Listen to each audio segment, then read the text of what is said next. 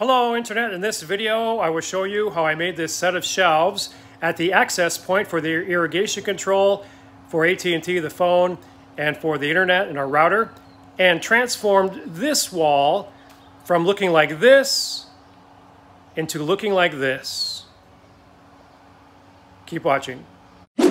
Welcome to Scott's Garage. Welcome literally to my garage. Whether it's working on a daily driver, or a project car, or a project around the home or the yard or the patio, a pallet project, Scott's Garage is a place for do-it-yourselfers. Everything is do-it-yourself. Welcome to my channel. Okay, here's the presenting problem. So the west side of our house, and you have utilities coming in, you have the electrical panel's fine, but these other utilities, so this is irrigation. They thought it'd be a good idea to pop through the exterior and then put a PVC on the inside of the wall there. And it's just taking up a lot of wall space. Things are spread out too much. You have AT&T coming in here, and that goes to the router and electrical plug there, but it just looks really messy. So my goal in this video is to create something, and I could see it as a panel coming out, perhaps a door on it that basically covers and hides these cables. Okay, and looking more closely at this mess, I discovered that where the Cat 5 comes in, I took the cover plate off here and I could see some daylight, so I just very carefully pushed a longer screwdriver through there, and you can see here on the west side where it comes out. Okay, here's the screwdriver, and you can see the Cat 5 cable going in there, as well as the unused cable for cable television. But there's plenty of room in there for more wires. And here's the 3/4 inch PVC that the irrigation wire comes in. It comes in through the wall to the inside, up the PVC to the box that's there.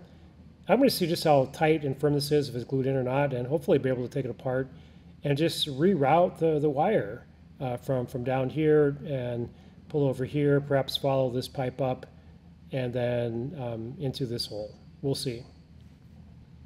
So start on the inside here, and notice right away the PVC is not glued, which is good news. I can basically just pull it apart. Yeah, so here I will go ahead and disconnecting all the wires. I took some photographs of it so that I would know what fits what, but just very carefully, methodically pulling the wires, and then I'll just snake the whole cable out of this PVC, and we'll pull it outside and reroute it.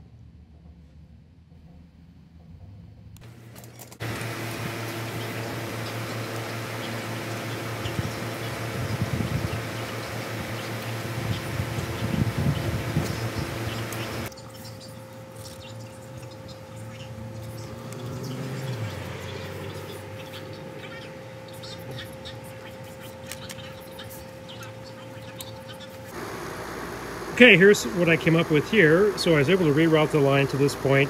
I cut a new piece of PVC 3/4 inch to go to there, and then in through there. Now I'll have to fix this hole, which I'm not going to do as part of this video, but I will do soon, and I'll have to patch it on the inside as well.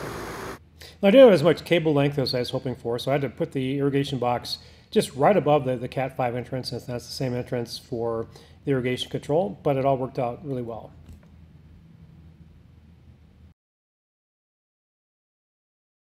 Okay, here I pulled out my table saw. I have some scrap MDF board that is 5/8 in thickness, and I'm cutting it to 6.5 inch strips here, just ripping it on my table saw. And that'll be basically the depth of the shelves. You can see I'm laying it together here. Okay, here's what I came up with. This is not tacked together yet, but I'm going to use my nailer here in just a minute and just tack it, and then I'll drill and put some screws in. But the cabinet, and then this is the lower part, and this is basically 24 by 24, and I'll put a cabinet door there that'll open and close, and the top part's just simply going to be open, like be an extra shelf there, and then the very top. If you can picture that, then that will go on the wall like so. Okay, so here just using the air gun as mentioned before, and also putting in some wood screws, making it very firm and secure for the size of these shelves. And here I'm painting it using Valspar cabinet paint. Here I'm just getting the wall ready, moving a few things around, getting cords wrapped around so I can easily put it in place. And it goes in place perfectly. The holes line up perfectly with the studs, and it's securely fastened to the wall. In looking at it, I decided that it needed another shelf. So I cut another shelf with MDF and just putting it in place here, leveling it.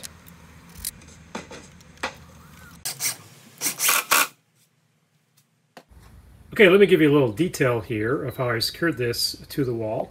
Notice there's a hole here at an angle, screw, two here, two there, one here. These line up with the studs in the wall, and I use what's called a Kreg pocket hole jig. You can see the affiliate link in the description below. But this jig is so handy. I'll do a separate video on it.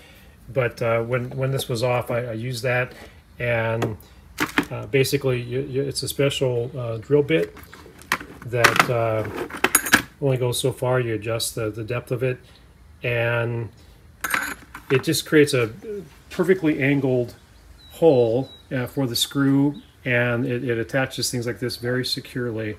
Only way to go. Okay, here's the final product. A few things about this as I wrap up this video. First of all, I originally created a door for this lower part, and I put it on there. I didn't like it. I felt it was too bulky. However, I'm interested in your comments. Leave a comment below if you think I should add this door back on there. But I kind of like how it looks without the door. And so a few things about this. Obviously, the access point for all the stuff coming in, it looks a lot neater.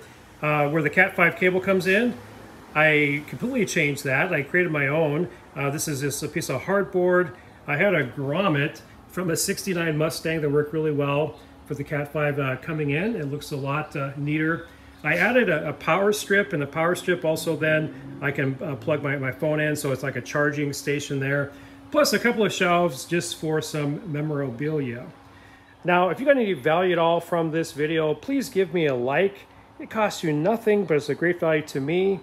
And as always, have a great day.